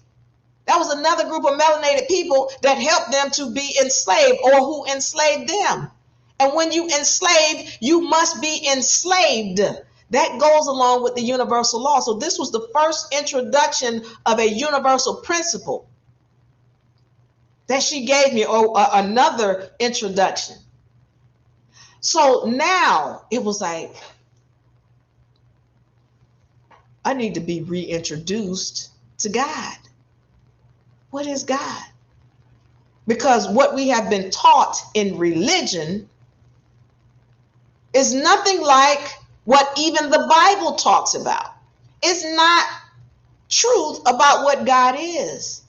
So in religion doesn't tell us about, my God said that everybody who pillaged my people, they're going to be punished without mercy. I never heard that in church. Why is church not telling me about what's really in this book called the Bible? Okay, so I need to have a reintroduction to what God really is. And then this is when I got into the universal laws. And shortly after that meeting with my cousin, I read the Bible. I had to read it for myself. Nobody can read it for you. Nobody can tell you about it. And your preacher is not going to be truthful, because even your preacher has an oath to keep the truth from you. Even your preacher, anybody who takes an oath, judges, lawyers, doctors, preachers, politicians, those are not people who you can trust. If you truly want freedom, you got to be willing to study for yourself. Okay. So now I get to reconnect with source. This is the most alive I felt in a long time. Now leaving, I can leave now. in peace because source, spirit, God is coming with me. I'm not by myself. I never was by myself. But now I'm reconnected after that session with my cousin because now I truly have a better understanding. I didn't know everything, but I knew enough to know that I could reconnect. And I reconnected with source. And I never felt alone again. So I didn't know when I was leaving the country that this was a spiritual walk. When I got down to Brazil, okay, I did feel a little bit alone. And I didn't think I would see anybody else from North America again because I wasn't coming back. And I was like, I don't care who dies. Mama died, daddy died. I don't care. I'm not coming back. I'm out. But when I got to South America, then I started studying everything. And I was fortunate enough because my event facility was giving me money. When you go to South America, if you got $500 a month coming in, you can live like a king and a queen. You got $500 a month coming in South America, you're gonna be able to live well. And so my event facility was taking care of me, but I didn't want to keep depending on any funds coming from North America or United States. Okay, so I was fine while I was in Brazil. I was making enough money to where I could, live like I needed to live. And I was studying. I eventually left Brazil and went into Argentina. When I was trying, first of all, my whole goal in South America, I gave myself a job.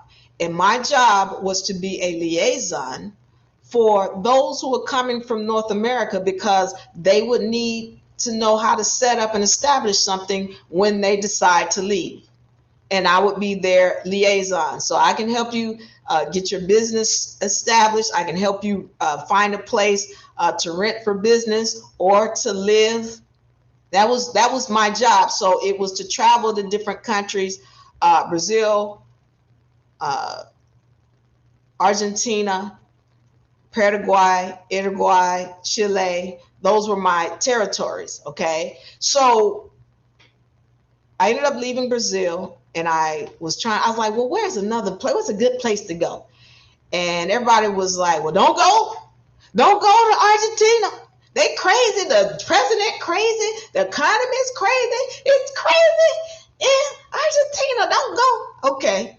So I decided I was going to go to Uruguay because Uruguay has another large number of melanated people there. And they have their economy was supposed to be a stable economy in Uruguay. And plus, I wanted to meet the president of Uruguay because he was known as the, what they call him, the broke president or some kind of, basically the way he lived is he didn't want any money from the country, right? As the president, he lived on his farm. He had his chickens and all of that, his cows, and he wasn't trying to be rich or all this influential. He was just a regular guy. And I loved that, right? And their economy was stable. So I was, okay, well, I'm going to go to Uruguay. And what I found was I got this ticket. I was checking out the ticket prices. So it was like, okay, if you go straight to Uruguay, it's this much.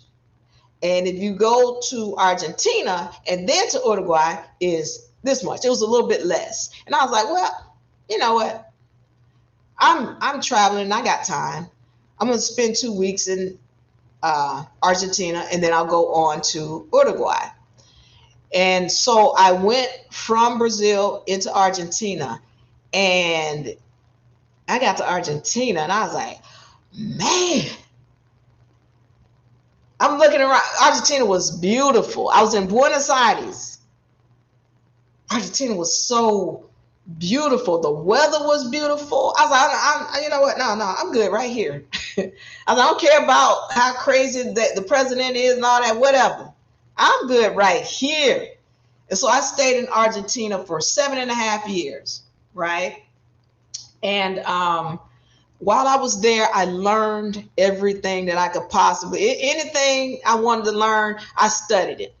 I was just studying. And then I was also helping people back in North America who needed help getting their trust filed. So when it came to trust, I became very knowledgeable about trust, which is why I can give you that information today. I learned how to apply them. I came knowledgeable about what the county is, what our power is as the people, how we apply that information. So again, when it came to studying anything when it comes to law, that's what I was studying. And I was studying hard, and plus I was helping a lot of the people back here in North America. When they had problems with the county, I'd step in and I'd help them get those documents on record.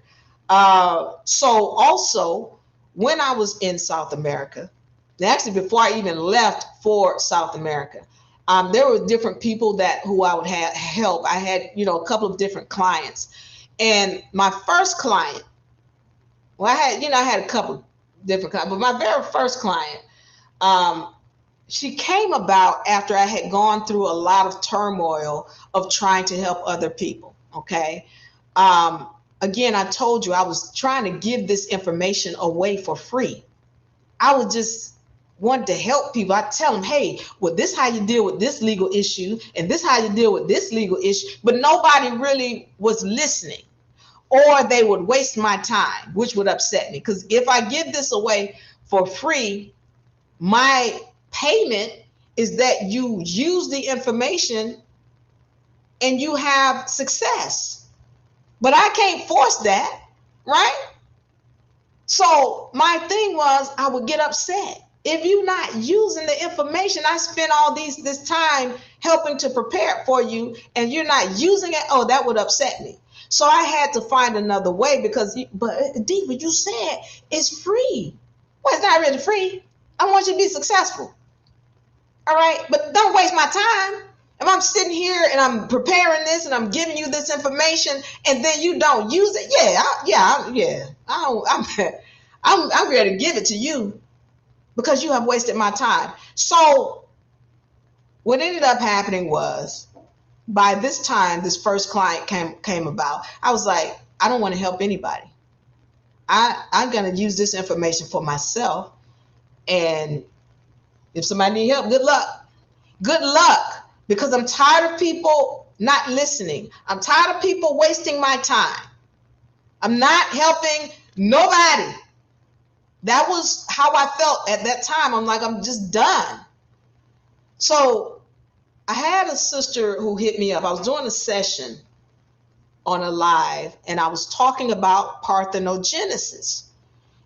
And so she comes and she sends me an inbox and like, Diva, I was watching your session and I would like more information on parthenogenesis. Can you please tell me about that? So we ended up having a conversation. We had a phone call and I talked to her about parthenogenesis. And so we became friends, and she started telling me about some things. And she was like, Diva, I wish I had known you, because I wouldn't have this house note, and I got this car note, and I got these bills coming from the credit card people, and then I got tax issues, and I wish I had known you. I was like, oh, well, good luck with that.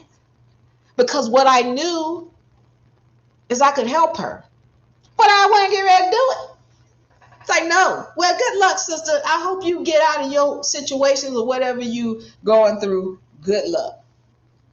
So later that night, the universe is talking to me. It's like, Diva, you can help her. And I was like, well, that's too bad, because I'm not going to help her. Good luck.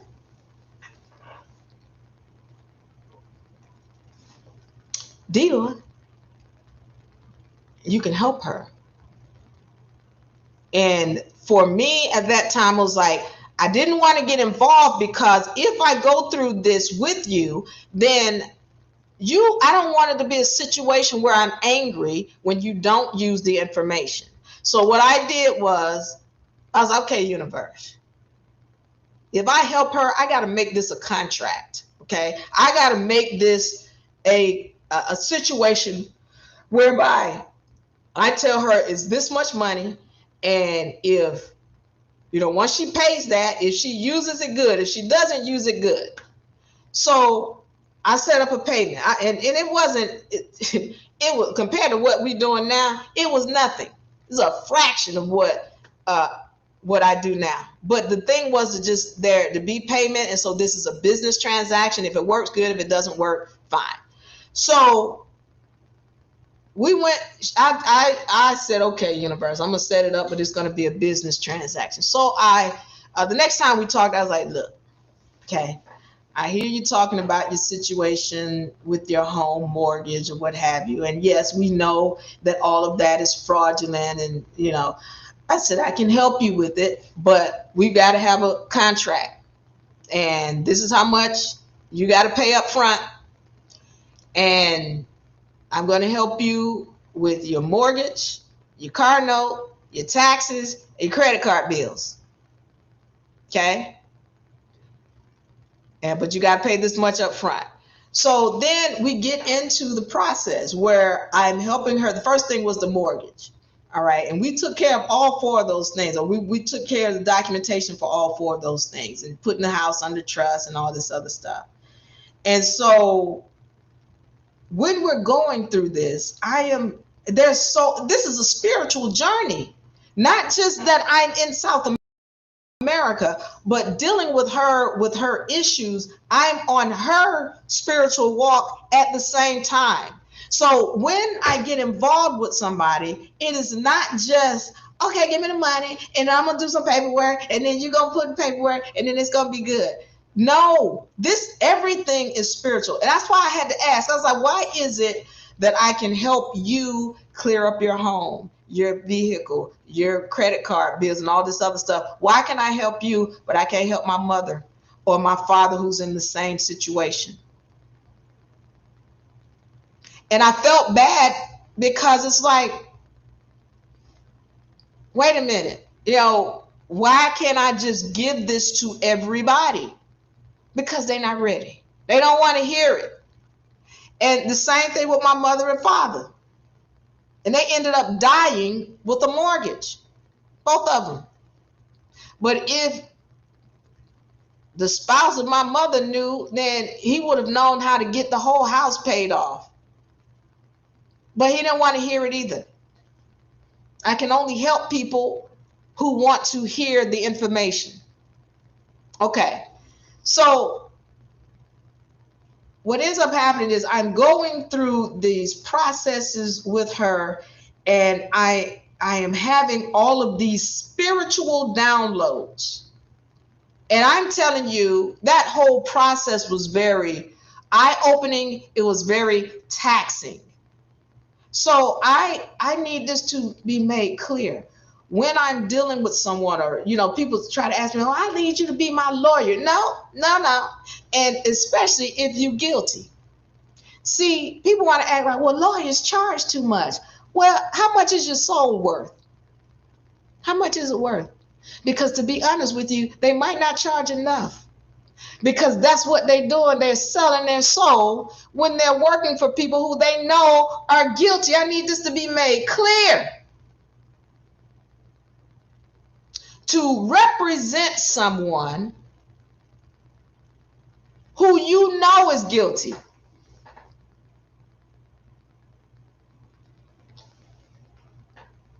And you're trying to play them off to be someone who is innocent.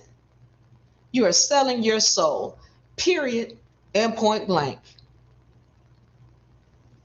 I'm going to give you an example. Janet Cochran and O.J. Simpson. And everybody who represented O.J. Simpson, what happened to all those lawyers? Just go back. If you don't know, go and do your research. Find out what happened to them. And then what happened to O.J.? Even after he got off on that case, he still didn't sit himself down and just be quiet. No, if I had done it, my new book, if I had done it, okay, you want to go to prison, which he eventually did. Nobody gets away with dirt. Nobody. the universe sees all. And if you don't know how to control your own energies, the universe will control it for you. Nobody gets away with dirt. Nobody. And so when we're talking about a lawyer and we're talking about how much they charge, you need to ask the question, how much is your soul worth? Because that's what they're doing every time they represent someone who they know is guilty. You're stepping in the way of the universe, putting down an order. Johnny Cochran and the other guy who helped him, go and do some research on the health issues that they had after that case. All right. So the bottom line that I'm letting you know is that when you're getting involved with someone, it is always a spiritual journey. And so she came to me letting me know that she's ready to deal with these things, her house, her car, her mortgage. But the thing is, are you worthy of what you're asking the universe for? Because it's not for me to give it to you. The universe is going to give it to you based on whether or not you are worthy of what you're asking the universe for. When she says, I want my car note taken care of, house note, taxes, credit card bills, when she says those things, she's asking for gifts from the universe. What have you put into the universe that will make the universe want to give it to you? And it's really not the universe giving it to you, it's you giving it to you. Because the universe is only returning to you what you have put into it. So I can't give it to my mama. I can't give it to my daddy because they haven't put anything in to deserve it back. Not to mention they're not listening. It's the same thing with this trust information. Again, I can try to give it to you for free. I've been sitting on these sessions for years, giving out information about trust. But you can't get it unless you put into it so that the universe can give it back to you. What have you put in for the universe to give you what you're asking for? So I go on this spiritual journey with this sister, and I learned so much about universal law. So much. Now I started to apply it. When I was in South America, in Argentina, I really started to apply the universal laws and literally see them work. I do things, like these universal laws I tell you all about. Let me see. One of my favorites. Let me pull my favorite out. Law of compensation. All energies that we put into the universe are returned to us many times over. I was like, are these laws real? Well, let me see. Let me start applying them. And that's exactly what I started doing.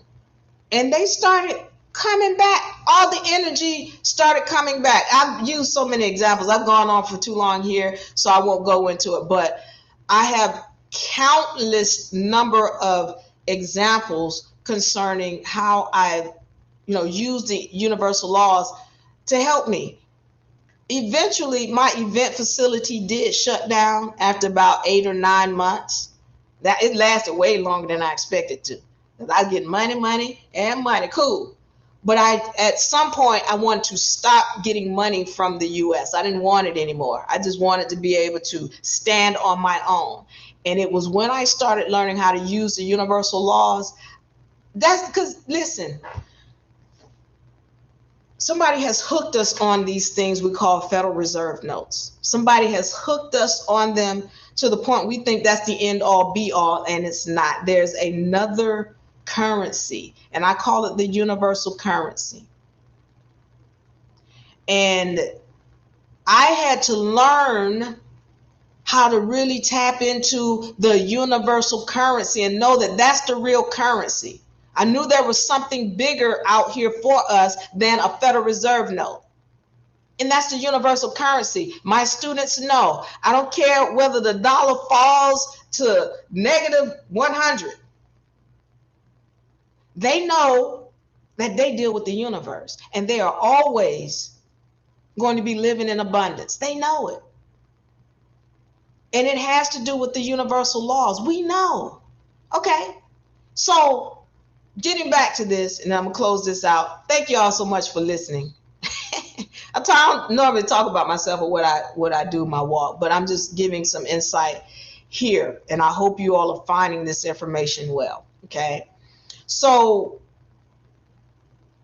I started applying these universal laws and really seeing that they are real. They are laws. I can apply them in all different scenarios. And then, I started recognizing, wait a minute, they're using these laws in our face, and we don't recognize that they are laws.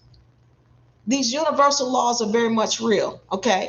So that is my journey. That is my walk. Eventually, how did I end up back in the U.S.? Well, I started to recognize in 2019, it was time for me to go to another place. It's time to shift. And I had learned what the U.S. was. I learned what the United States of America was. I learned who I am as a melanated being, an entity, as a woman. I learned so much. It was like, okay, I know the difference between the United States versus the United States of America. And it was like, I don't do business with the United States. The United States of America is a different entity. By this time, it was like, I need to transition to another place. And what happened was my father actually transitioned. And so it was, okay, no, I didn't. I was like, okay, well, okay, he passed. Now, I told my mom, I was like, Dad passed, because they're not married. And she's like, really? That's sad. Okay, well, when you coming home? I was like, I'm not. Well, I'm at home already. What you talking about coming home? You got to come back and see your dad off. I was like, and it started making me feel some kind of way. Started making me feel bad. I was like, yeah, well, I wasn't trying to. She's like, well, I can pay for the ticket. I was like, no, I got money. That ain't the problem. So at any rate, she made me feel some kind of way. So I came back home, and this was right at the end of 2019. Y'all know what happened at the end of 2019. We went into 2020. And so I come back, and as I'm coming back in, then they start talking about, yeah, well, all of the other countries are going to shut down their ports for anybody coming from the United States of America.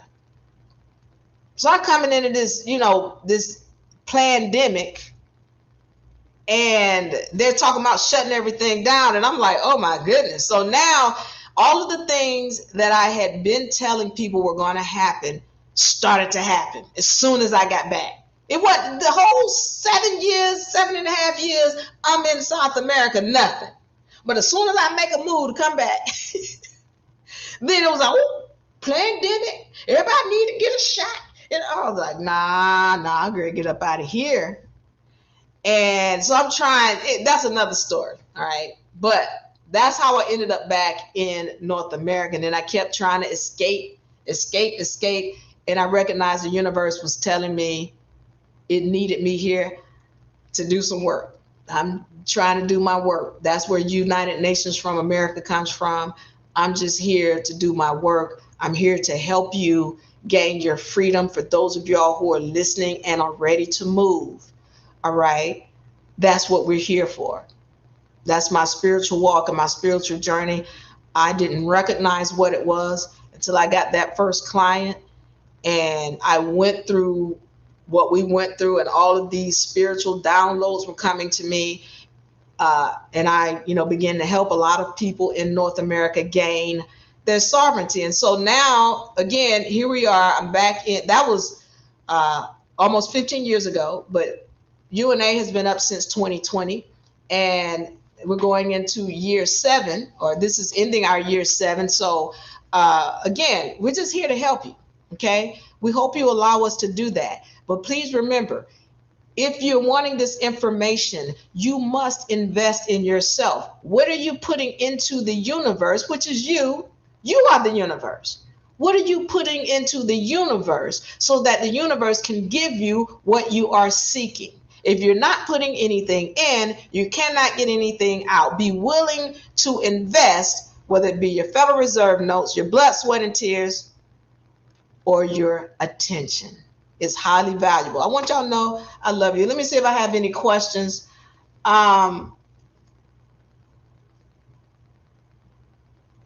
Atheists have separated from the Most High and the law of one. Yeah. Thank you for that, Super. One of the things that I found, again, I told you there was that spectrum in that group. There's the highly intelligent people who are really seeking truth and knowledge and information. Then you got these people over here who would just separate. They're angry. They don't want truth. They're just like, they just want to be angry. And, that's unfortunate.